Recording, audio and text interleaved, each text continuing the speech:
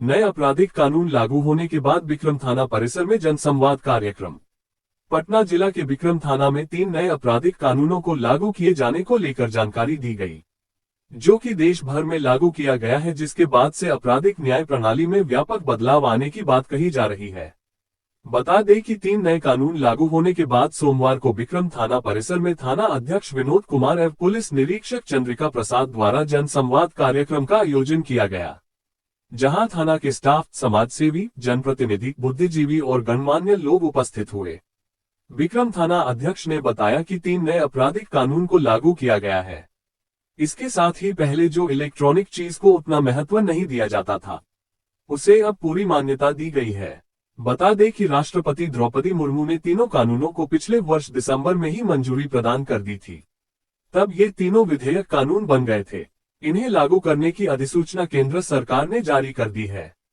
भारतीय न्याय संविधान, भारतीय नागरिक संहिता और भारतीय साक्ष्य अधिनियम अब पुराने भारतीय दंड संहिता, आपराधिक प्रक्रिया संहिता और साक्ष्य अधिनियम की जगह ले लिए हैं।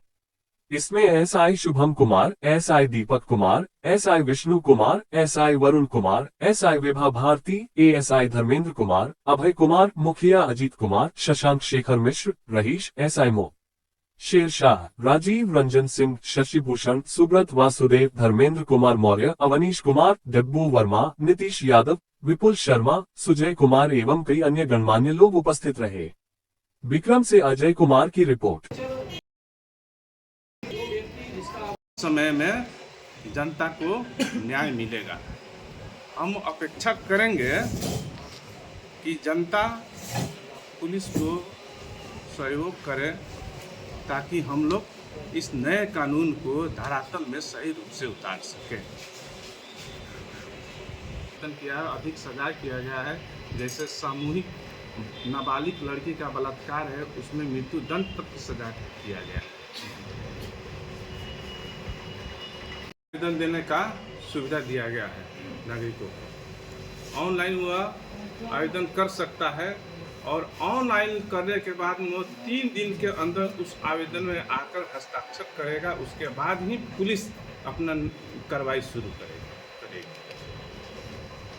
जीरो एफआईआर के बारे में जो हम बताए कि घटना स्थल उसका कहीं भी हो तो किसी भी थाने में अपना एफआईआर करा लेगा और वो जीरो एफआईआर करके संबंधित थाने को भेजेगा। संबंधित थाना उसमें एफआईआर दर्ज कर लेगा।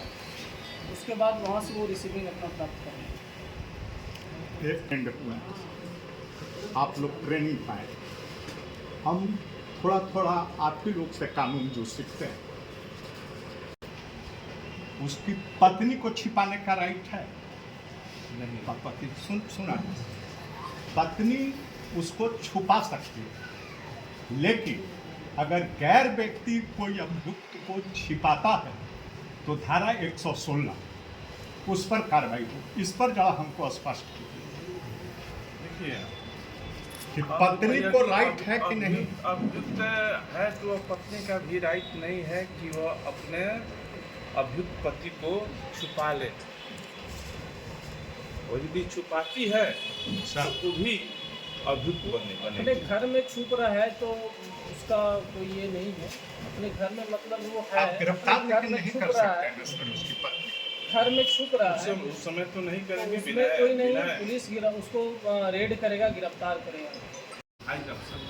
पहले ओनली सुपरवाइज अफसर था, एक पुलिस निरीक्षक थे, उनको आदेश था, उनको आदेश था आदेश देने के लिए, और दूसरा था एसपी को आदेश था।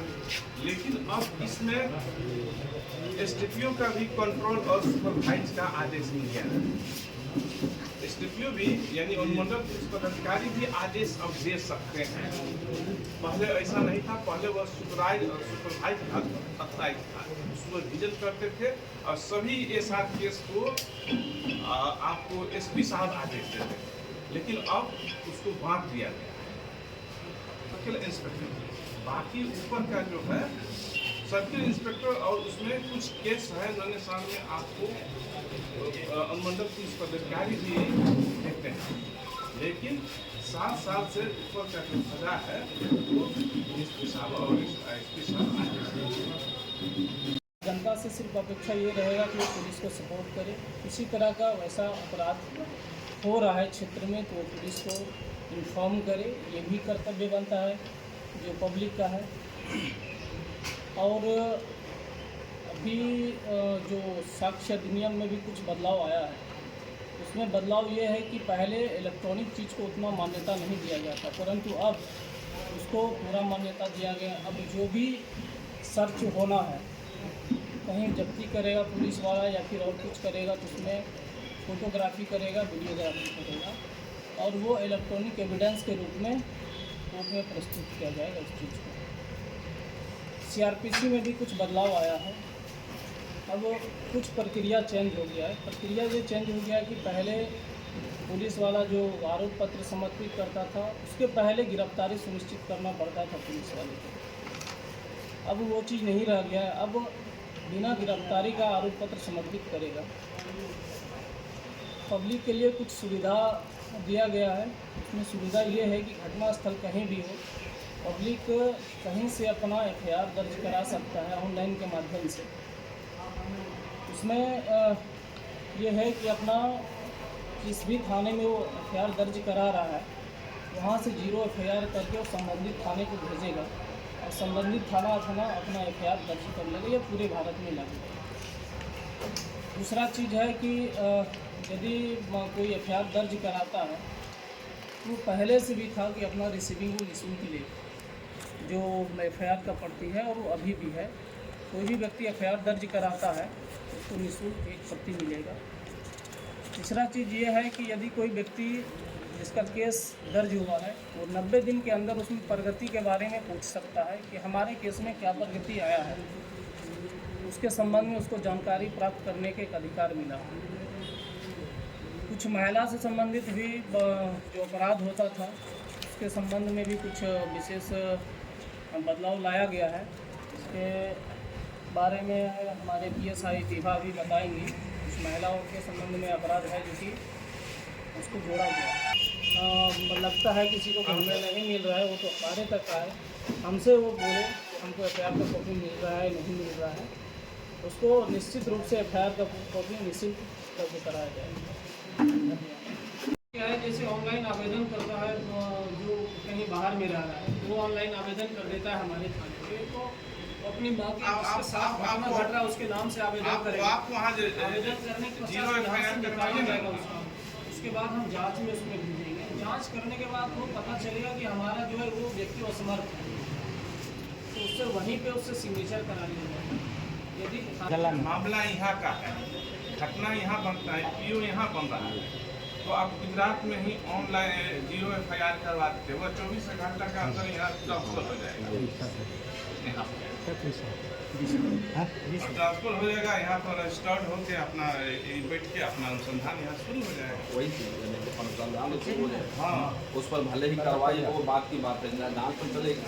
हाँ, जांच आप आवेदन दे रहे हैं, ऑनलाइन आवेदन दे रहे हैं तो ये होगा तो एफआईआर होगा। लेकिन आवेदन कर रहे हैं तो आपको 3 दिन के अंदर आके उसमें हस्ताक्षर करना होगा, तब जाके पुलिस उस पर कार्रवाई। कोई भी व्यक्ति किसी के नाम से ऐसा इसलिए बनाया गया है कि मान लीजिए कि कोई व्यक्ति किसी के नाम पर एफआईआर, ऑनलाइन का प्रावधान है कि आप ऑनलाइन में भी एफआईआर कानून बन गया है, तो उसमें सिग्नेचर करना। जांच तो होगा ही, जांच तो आप आगे भी आवेदन लीजिएगा तो उसमें भी जांच होगा। Online online